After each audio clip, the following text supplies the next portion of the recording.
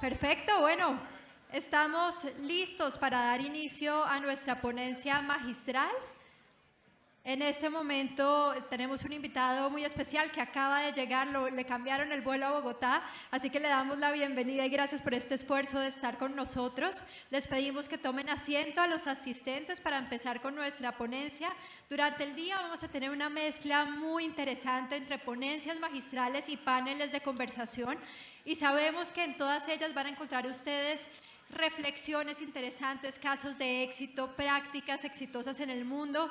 Así que en este momento les presento a Aron Cramer. Él es reconocido mundialmente como una autoridad en responsabilidad social corporativa y estrategias de sostenibilidad para empresas, ONGs y del sector público. Continuamente asesora a ejecutivos de alto nivel de más de 250 empresas, miembros y otros negocios globales y es expositor regular en eventos importantes en medios de comunicación de primer nivel. La ponencia magistral que él nos presenta el día de hoy se llama Las nuevas fronteras en el mundo de la sostenibilidad corporativa de impacto. Para Aron, por favor, un aplauso y los dejo con él. Muchas gracias.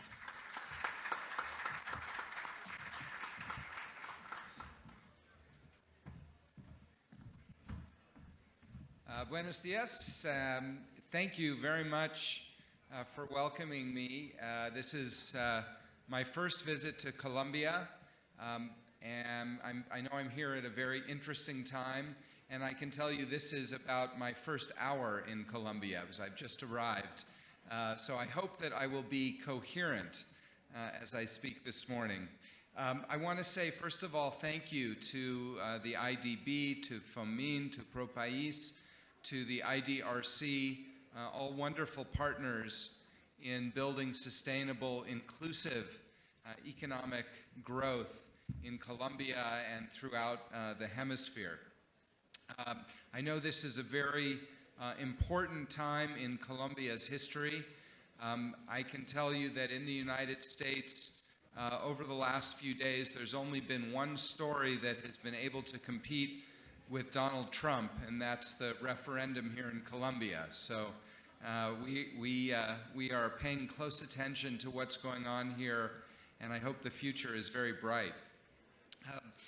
I'm here, though, to talk about what I think is the central project, our biggest goal for the 21st century, building a truly inclusive and sustainable form of prosperity that enables everyone on the planet, and that will be 9 billion people by the middle of the century, to live in dignified prosperity within the boundaries of the Earth's natural resources. This, I really think, is the central human project of our century, and we have the potential to achieve that big goal, a goal that has never before really been within our grasp. So that's what I'd like to talk to you about today.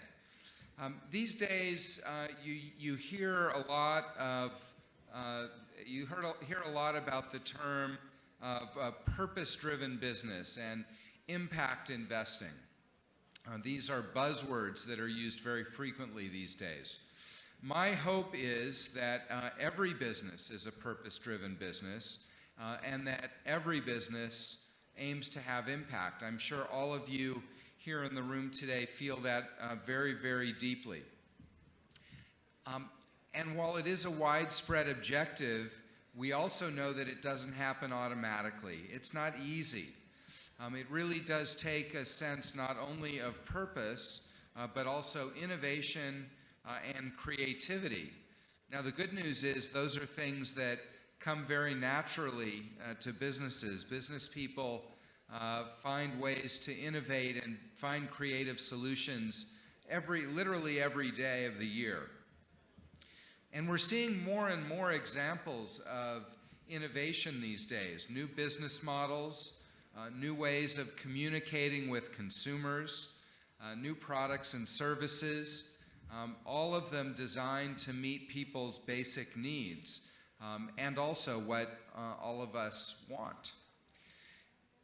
So what I'd like to do is talk a little bit about the global view of inclusive economies, talk a little bit about women's empowerment, and then close with a more business-focused view of what an inclusive and prosperous, successful business really looks like.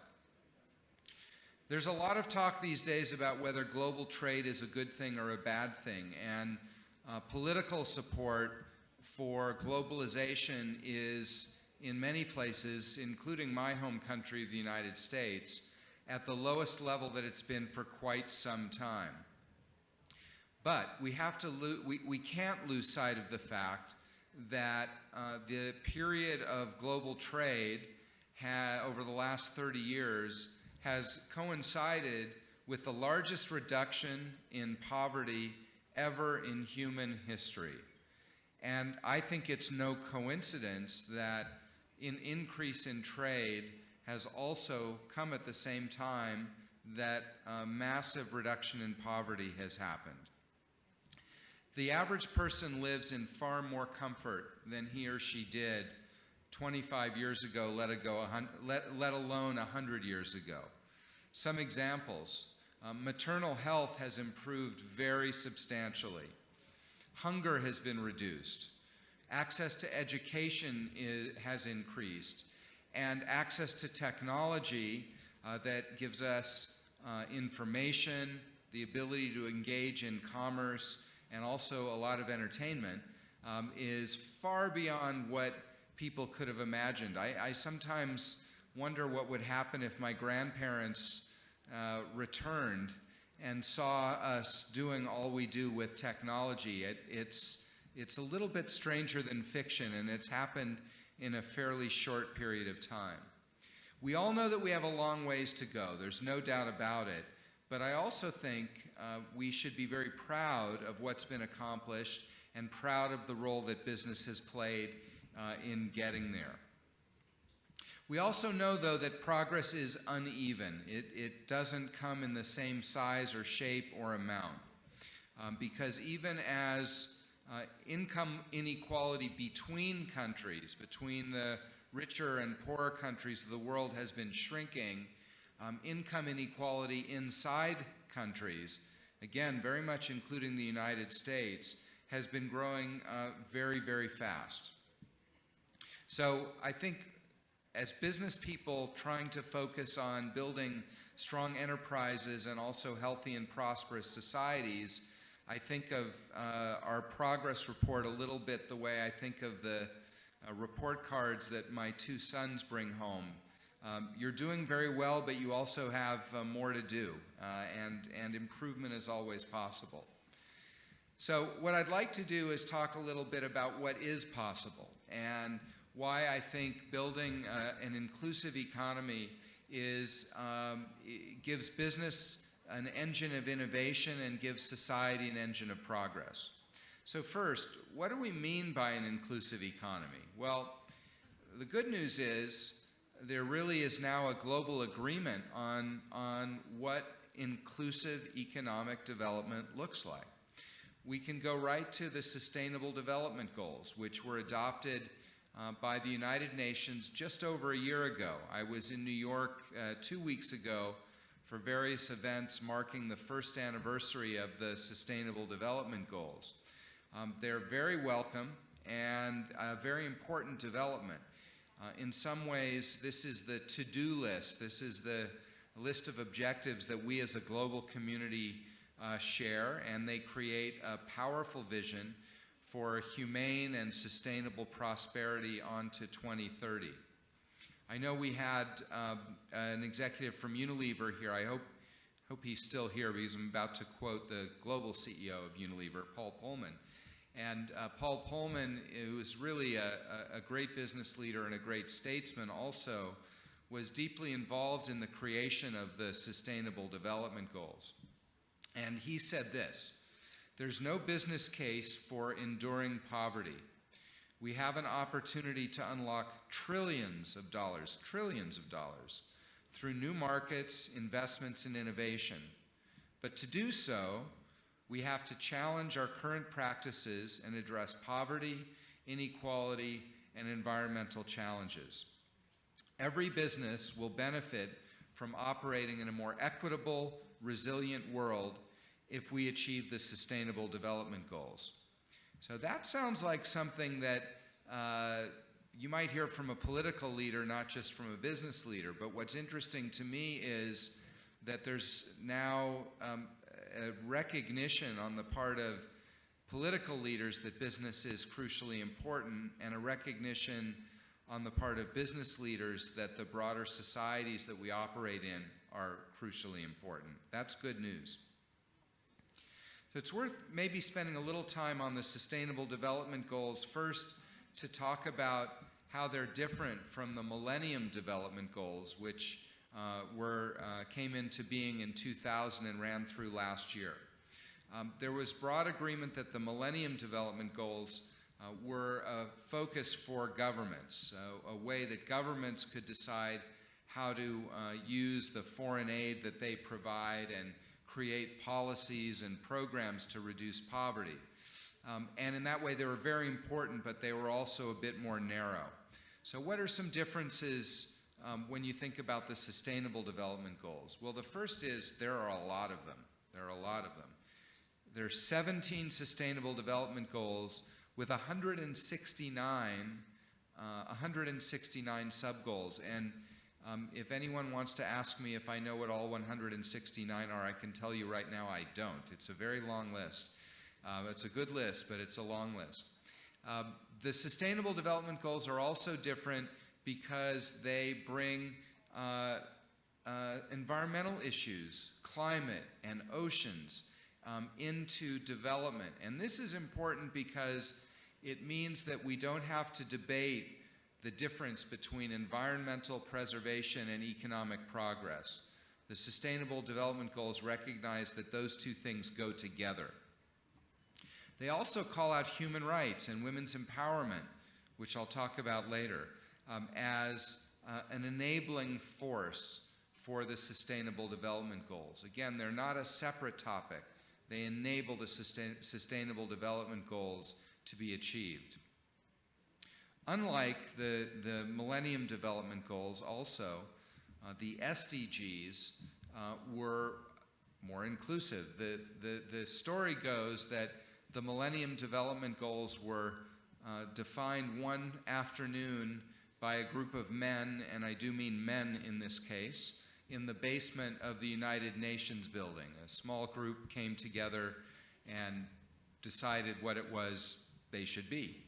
Well, the UN conducted a very extensive dialogue process to create the Sustainable Development Goals. So a much more inclusive process, with business being part of that dialogue. That's a big change. And the Sustainable Development Goals speak explicitly about the importance of partnerships. The final goal, Goal 17, is about partnerships. Business, civil society, government, and all of us as individuals working together to achieve the vision of the goals. So the Sustainable Development Goals create a big vision. They tell us where they want to go, but they don't tell us how to get there. I like to say that maybe we need a GPS for the SDGs to help us figure out how to get there. So let me talk a little bit about what they mean for business.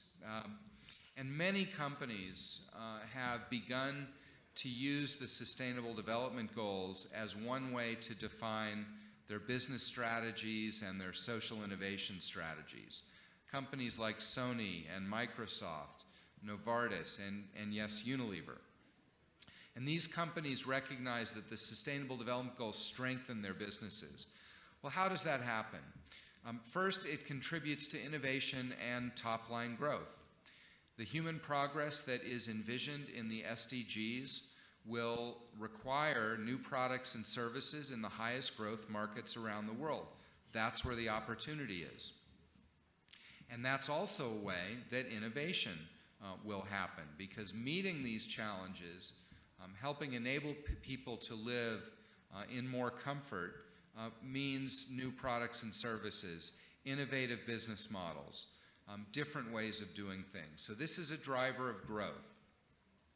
Second, strengthening the enabling environment.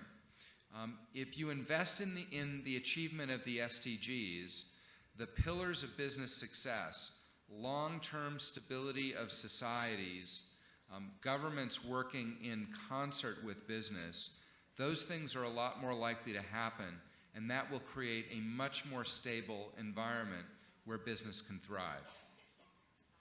Third is reputation and stakeholder relations. The SDGs do reflect a vision of what business can help to accomplish, but they also reflect a consensus view with very important stakeholders of what the world's objectives ought to be. And so this is a common framework for action.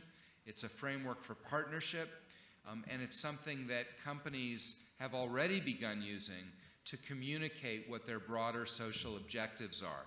And that builds goodwill in societies. And you know, we know the surveys that many people believe that as much as 75% of a company's value is in intangible assets, and a lot of that is reputation. The SDGs can strengthen that. So these are very comprehensive. They are more business-oriented than they've been in the past. They provide an important reference point, and I would really encourage everyone in the room to think about how you can use the SDGs to define the kind of impact you want to have on society and the ways that you can innovate to achieve those goals. In doing that, you can't do everything. You can't do everything even if you're one of the largest companies in the world. And if you're an SME, you have to make real choices. So there's a few questions that you can ask. How does your company's purpose, there's that word again, what is your purpose, and how does it fit into the bigger picture as framed by the SDGs? The chairman of the board of my organization, BSR, is the former CEO of Natura, a wonderful Brazilian company that focuses on personal care products, strong focus on women. For them, looking at the sustainable development goal related to women makes sense. So you have to ask, what are the SDGs that are most relevant to your business? How does your company already contribute? Every company is already contributing to many of the goals in the SDGs. So starting and building on that is very valuable. Where are there some goals where you can go even further? What are some big new ideas that the SDGs can inspire? And finally, how do you build collaborative platforms to advance the SDGs? What are the community groups? What are the government agencies? What are the platforms on social media that you can engage with in order to advance the SDGs? These are the kinds of questions that are relevant for any business, and they represent the kinds of things that any company, whether as large as Microsoft or a small startup, can do. So that's the big picture, the SDGs. And again, I think making choices is very important. We worked with Microsoft to help them define the goals that were most relevant to them, and they chose two out of 17. Focus on education and inclusive growth.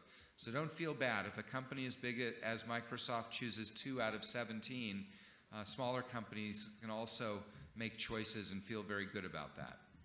Let me focus on one topic now that is part of the SDGs and is something that's relevant for every business, and that's women's empowerment. When Justin Trudeau was elected Prime Minister of Canada last year, he created a cabinet that was 50% women, and he was asked at his first press conference why he did that, and he had a 3-word answer: because it's 2015. So making the point that we live in a modern world where it shouldn't be a question whether women have the same seat at the table that men do. So he demonstrated leadership in government. And we see women participating in the formal economy more than at any other time in human history. Women now account for 40% of the formal workforce in the world, an all-time high. Women are at the head of major organizations and companies, including the International Monetary Fund, General Motors, IBM. Women entrepreneurs are growing in number, and they're growing their businesses. 8 to 10 million SMEs in emerging markets are owned in part or in full by women, and that represents 30% of registered SMEs around the world. So there's been a lot of progress, a lot of progress. Despite this, though, women are still far from equal in many countries and in many ways. Only half of women are in the workforce right now, compared to 3/4 of men.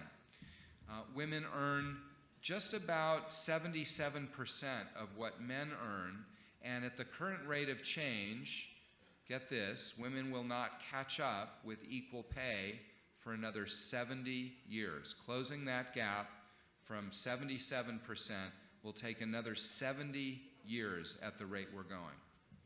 Women are 40% of agricultural workers in the world, but they only own 20%, or they only make up 20% of landowners. Women are the CEOs of 21 companies in the S&P 500 in the United States, 21 out of 500, about 4%, and that's 50 years after the first woman got such a job. So that's still just 4.2% of this benchmark group of companies. So that's the problem. There's been a lot of progress. There's a problem. Let's talk about the opportunities. McKinsey says that if women participated in the economy in a manner equal to men, it would add $28 trillion to annual global GDP. It's a big lost opportunity. We also know, men, you're going to have to take a little criticism here with this one. Women reinvest 90% of their income in health, nutrition, and education, providing more and more development. That's 3 times as much as men do. Women also have a lot of buying power. 85% of consumer purchases, adding up to $20 trillion a year, are made by women, and that figure is expected to grow by 40% in the next 5 years, going from 20 trillion to 28 trillion. We've also seen in one of the projects that my organization, BSR, runs, called the HER Project, where we advance women's health and women's financial literacy for the tens of millions of women working in global supply chains, that a single dollar invested in women's health in a manufacturing facility can deliver as much as $4 in return, not just to the women, but to the business, through reduced absenteeism, reduced turnover, and higher productivity. And these numbers are only going to increase, because now more than 50% of university students around the world are women. And we live in a world where attracting the best employees is one of the biggest success factors any company has, and the best and the brightest now, increasingly, are women. So I work on sustainable development. There are a lot of debates in this world. I don't think there's any debate over the wisdom of embracing women's empowerment as a key to inclusive growth. I think the facts are really clear. So then the question is, what do we do?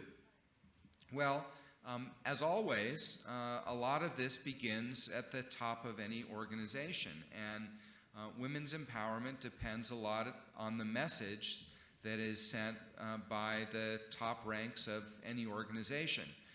Justin Trudeau sent a powerful message in Canada about what the head of government felt. The head of state is Queen Elizabeth. I think she probably feels strongly about this too. The head of government says this is important. That sends a powerful message. Then you think about strategy and product development. I have the chance, we do consulting work with companies at BSR, and I've been working with AXA. It's the second largest insurance company in the world, headquartered in France. And they had the realization that a lot of their customers were women, but their sales force was almost exclusively men. And this seemed like a huge missed opportunity, and they have been changing that, and they're finding that they are selling more products because they are able to have more constructive conversations with their core customers. So the product development process has changed as a result of that. Business process has changed as a result of that. And sales are increasing as a result of that. Employee engagement is third. I talked about how university graduates, that women are increasingly a majority of university graduates. So this is a great workforce development, talent development strategy as well. Fourth, as I mentioned with respect to our HER project, working with suppliers to ensure that women have opportunities. Business can be directed to women-owned enterprises. That can be quite valuable as well. And there's a fifth thing that sometimes businesses don't think about so much, but is also crucially important. And that is to stand up for women's rights in our broader societies. Business has a voice, and business leaders have a voice. And this is a way that businesses can, I think, again, earn a lot of goodwill within societies, earn a lot of goodwill with employees, and help move public policy in a direction where women are fully respected. There is a remarkable number of countries around the world, well over 100, where discrimination on the basis of gender is not only permissible, it's mandated, that there are different employment rules for women than for men. This is something that holds women back and something where business has the opportunity to make change. So women's empowerment is, I think, without addressing women's empowerment, let me put it this way, achieving truly inclusive economic growth and, frankly, broadly ensuring that any economy and any business can reach its potential is not going to happen. So it's crucially important. Okay, let me now talk about why I think inclusive business really is our future. And as I said, building inclusive economic growth is the central project of the 21st century. We know that there's a major commitment to address climate change. We're seeing in North America the hurricane that I understand also touched Colombia and may well have affected vote totals here on Sunday. There is increasingly no debate over climate change. And increasingly, we see similar things happening with inclusive growth, the sense that this is the world's agenda. I cannot imagine, by the way, that inclusive growth is not a major contributor to preserving peace in Colombia, in the Middle East, in almost every part of the world. So what is the role for business to play? Well, one of our core themes at BSR is business leadership for inclusive economic growth. And we think that this plays to the core strengths of what businesses do, and that business is the main driver of inclusive growth, but that business as usual may not get the job done. Our vision of inclusive economic growth has three pillars: good jobs, access to products and services, and investment in communities. So good jobs that enable strong livelihoods based on equal opportunity, investment in human capital and skill development, and fair treatment in the workplace, all driving towards more productive enterprises. Access to essential products and services. This enables people to improve their standard of living and realize their potential, and it also drives innovation. We had, in our offices in San Francisco last week, we had a group of a dozen sharing economy companies, car sharing companies like Uber and Lyft, Airbnb, some you haven't heard of before, talking about how they can expand their markets by reaching into communities that are not using their services right now.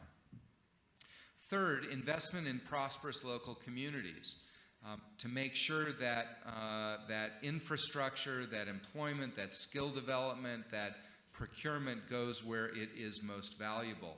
And this builds more resilient enterprises, again, more goodwill, and maintaining the social license to operate. Well, I hope you notice that these three pillars actually reflect just a different way of thinking about things that every business does. Every business employs people, every business creates products and services, and every business invests in communities. The question is how that's done.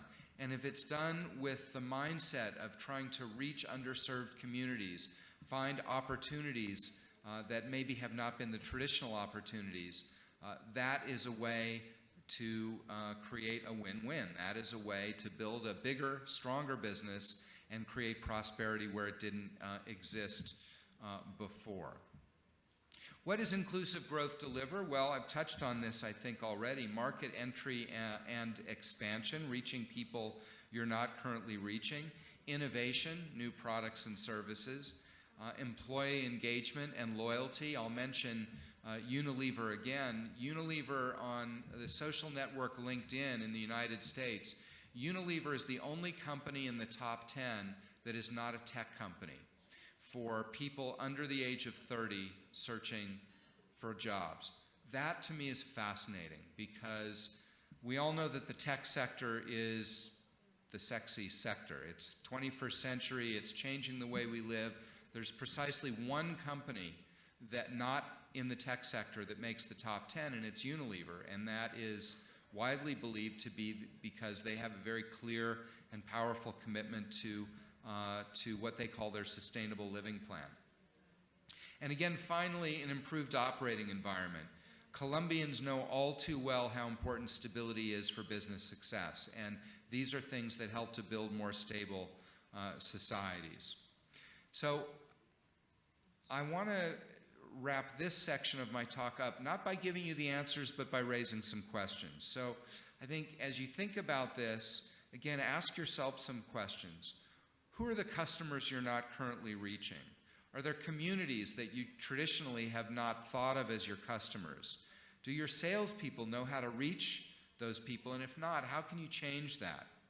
How can you change your marketing and communications to reach people who may not access information in the same way that your traditional customers do? On design, how do you make your design process more inclusive? Businesses are now enabling consumers to design products themselves. That's the wave of the future.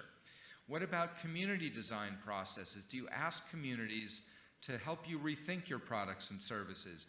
Should you be doing focus groups in places you don't typically go to? And the third is partnerships. Are there partnerships with non-traditional businesses who are not usually thought of as your partners, or community organizations? Are there organizations that would give you credibility in new communities that you might not otherwise have? We worked with a big Australian bank to help them enter various markets in Southeast Asia, and we helped them identify local community groups that enabled them to understand what the average person outside of Australia really wanted from a financial institution. So questions are really important. I'm trained as a lawyer. Lawyers like to ask a lot of questions. I think businesses can think about inclusive growth and can succeed by asking some of these important questions. So let me conclude and say, again, I think let's remember that dignified prosperity for all is the big challenge of the 21st century. The SDGs have defined that agenda, and the SDGs are an official recognition, something we in this room probably already know, that business is the leading player in making that happen. Women's empowerment is the not-so-secret weapon in achieving inclusive economic growth. It's something every business can take seriously. And the inclusive business agenda depends on three things that business is naturally good at: creating jobs, creating products and services, and making smart investments. What's exciting about this agenda for me is that it's all about possibility.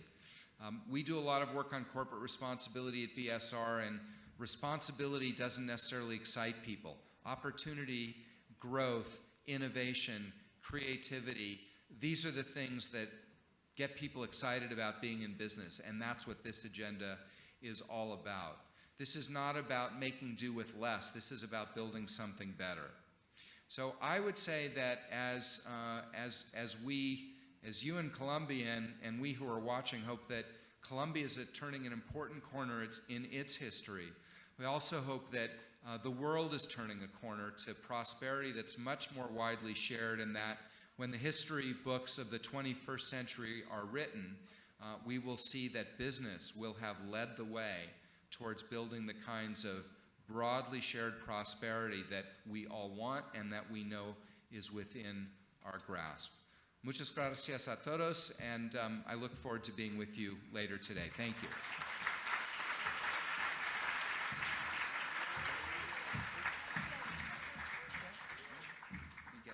Vamos a abrir un pequeño espacio para preguntas. No es muy largo, pero sí podemos contestar unas 4. ¿Alguien tiene alguna inquietud? Adelante. Por acá nos ayudan con los micrófonos inalámbricos.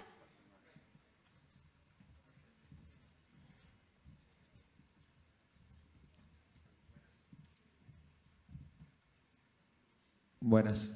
¿Lo puedo preguntar en español? ¿Tú tienes traducción? Yes. Sí. Ok. Me confundí. Ahora que estabas hablando sobre cómo para poder crearse este SDG, se tenía que crear antes un environment, un entorno en el cual todo el mundo todos los diferentes agentes quisieran estar parte de un mismo objetivo. Aquí lo que pido es más un consejo. ¿Cómo me aconsejas que se pudiera crear estos entornos en zonas donde el conflicto ha pegado pues bastante fuerte y por ende ha empezado a desintegrar la confianza de la población, pero adicionalmente ha hecho que la institucionalidad pues regional tenga una serie de limitaciones, de prácticas y complicaciones? Muchas gracias. Thank you. Well, every conflict is different and every conflict is the same. So I'm not an expert on Colombia, but I've seen many examples of businesses operating in areas that face conflict, where levels of trust are very low, where, as you say, institutions are not that strong. And in many cases, business can help to build or rebuild the bridges, sometimes literally build bridges, but build relations between communities by creating a common sense of purpose. I think that business likes to create success for all.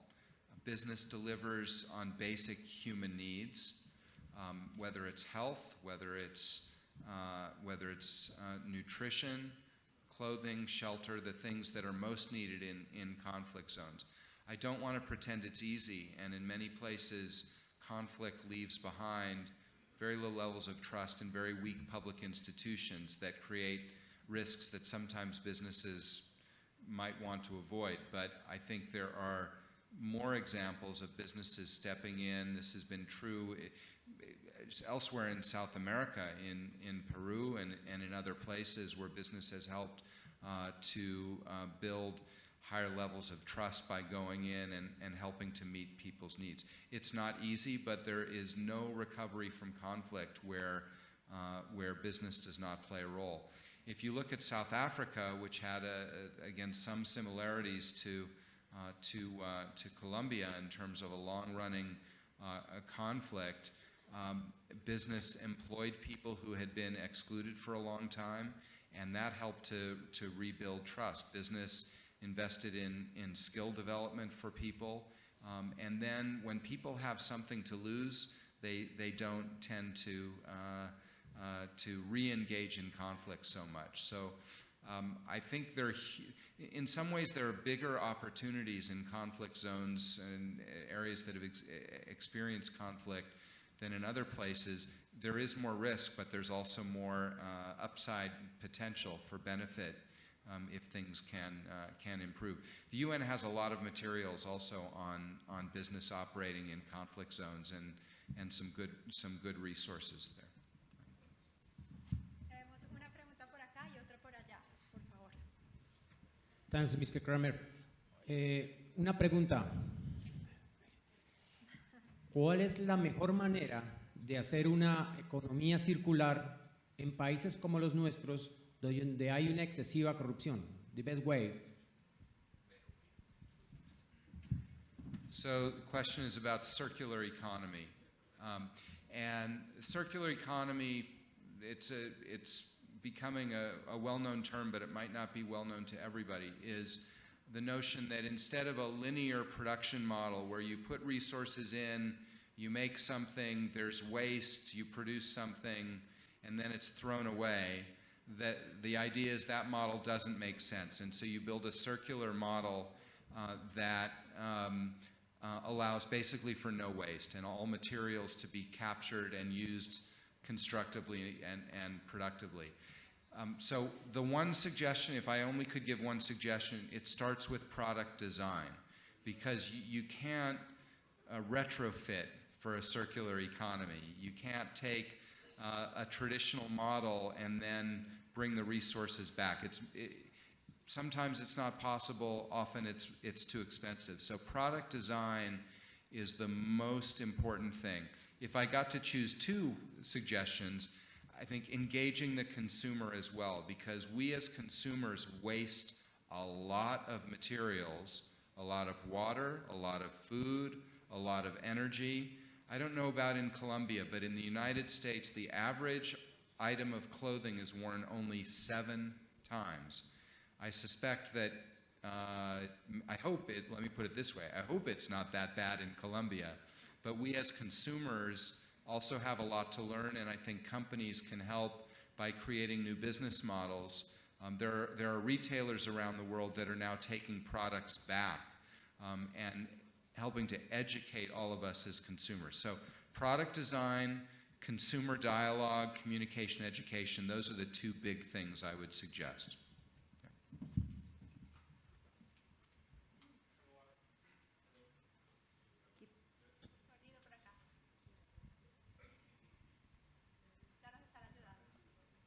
Hello. Yes. Hello, Aron. Felipe Arango from BSD. Welcome to Colombia. And thank you very much for sharing your insights about business and the role that they will play in inclusive business, and especially women empowerment. But when we look at the value chain, we're trying to create inclusive economies on the upstream, and with the Scala, increasingly in the downstream as well. Can you give us a bit of your thoughts also as to the enabling environment that needs to happen beyond business conviction, and especially around the financial sector, and how to provide finances and financing mechanisms to make that happen, but also the consumer in making the choices that can drive that inclusive economy, and finally the normative framework and what the government can do to catalyze the creation of those sustainable value chains. Thank you. That's a great question. So let me start with consumers and say that I think no company can be more inclusive or sustainable if consumers think they will get a second-rate product or service as a result. So we need to find a way to change people's thinking. I'll cite an example from Nike. Nike has started to make its football uniforms from recycled plastic bottles, and Nike is a performance-driven company, so they're only doing this because they found that they can make a superior product. By the way, it's a circular product. They're taking a lot of waste out of the environment, but it's sold to consumers first on performance grounds, second on sustainability grounds. And I think, you know, everyone in this room may be interested in sustainability. If we walk down the street in Cali, I don't think we would find the same thing. So performance first, sustainability second, I would say, with consumers. In terms of the enabling environment, I think there is a problem with finance. And I don't know how the Colombian economy is structured, but publicly traded companies face intense short-term pressures that are a big problem. And so reforms in how securities markets, capital markets work is absolutely essential. Absolutely essential. Otherwise, CEOs will make decisions for the next quarter, not for the next 10 years. Now, in South America and Central America, there are many more family-owned businesses, and in all parts of the world where that's true, there tends to be more of a long-term view. If your name is on the company, if you intend for your children to run the company after you stop running it, you make different kinds of decisions. So I think this is actually a part of the world that has something important to teach the rest of the world about what long-term decision-making is about. Now, if you notice, talk about consumers and finance, that brings it back to supply and demand. And ultimately, I think those are the two enabling factors that matter. It's demand from consumers and the supply of capital. If those are aligned against or aligned towards sustainable outcomes, inclusive outcomes, there will be a lot of success. If not, we're going to be running into a headwind forever and ever. So I think those are crucial. Now, governments do have a role. Governments, obviously, laws I mentioned with respect to women, the laws are a problem in almost every part of the world with respect to women, so that's very important. Ethnic minorities as well. So that's one traditional thing government can do. But we've also seen governments do non-traditional things. At BSR, we've participated in multiple informal processes to create rules on everything from ocean cargo shipping to human rights in the mining industry, to freedom of expression on the internet. And in each of those cases, governments have helped to bring people together, and then rules get made not through the formal lawmaking process, but informally, and that creates a new set of norms. So governments can think more creatively. They don't just have to write laws about everything to help progress happen. They can bring relevant players to the table to work out solutions on their own, and I would encourage every government to do that, because businesses like that, because then it's bottom-up rulemaking, not top-down rulemaking. Civil society likes it because they have a better seat at the table, and governments don't have to just have the heavy hand of regulation for everything. So those are models that I think work very, very well. But the supply of capital and the demand from consumers, those are the two most important things of all. Tenemos espacio para una pregunta más. ¿Alguien en la sala tiene alguna inquietud? Perfecto. La señora creo que levantó primero la mano.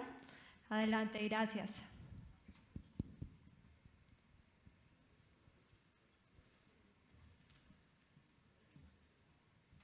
Muy buenos días, bienvenido a Colombia. Mi nombre es Aida Lucía Certuche y quisiera un poco que me contara acerca de las estadísticas que ustedes manejan acerca de este tema de la economía inclusiva.